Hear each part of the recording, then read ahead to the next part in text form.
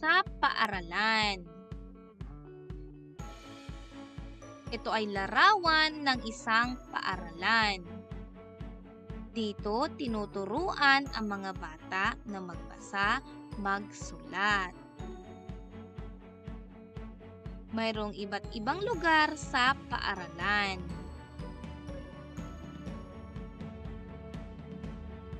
Silid-aralan.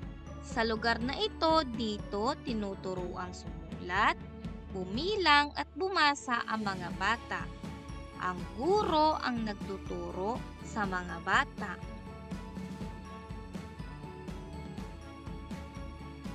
Tanggapan ng punong guro. Dito tumatanggap ng bisita ang paaralan. Ang punong guro ang namumuno sa paaralan.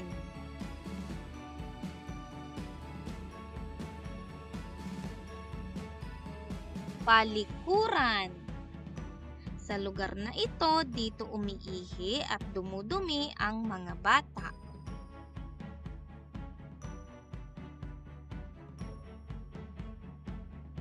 Klinika. Dito dinadala at ginagamot ang mga batang may sakit. Binibigyan sila ng paunang lunas ng doktor at nurse.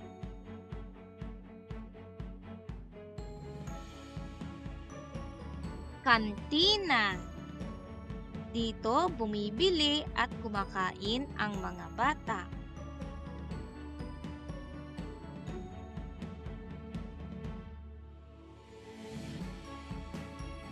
Palaruan. Dito naglalaro ang mga bata pag wala ng klase. Silid-aklatan. Dito nagbabasa, nanghihiram ng mga aklat ang mga bata.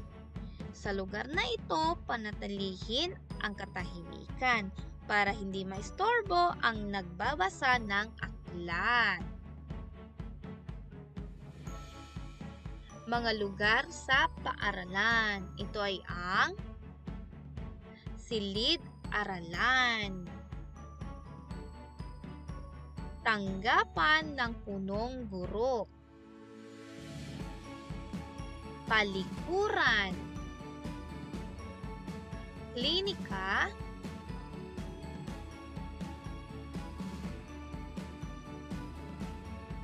Kantina. Palaruan. At silid-aklatan. Mga bata, bilugan nyo nga kung saan dito ang klinika.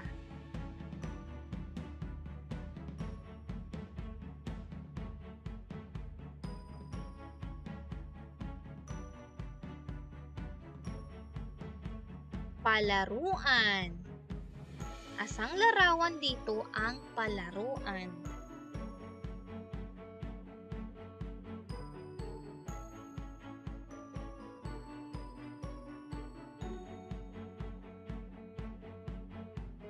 Silid-aralan. Saan po dito ang silid-aralan?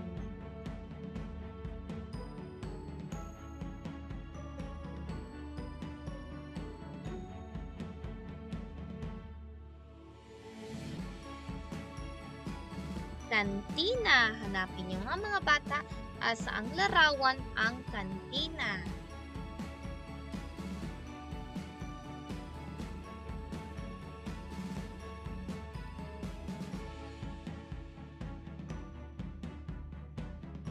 Silid-aklatan. Hanapin nyo nga kung saan nakalagay ang silid-aklatan.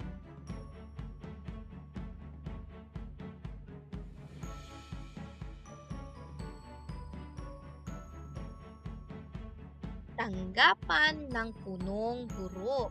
Hanapin nyo nga kung saan dito ang tanggapan ng punong guro.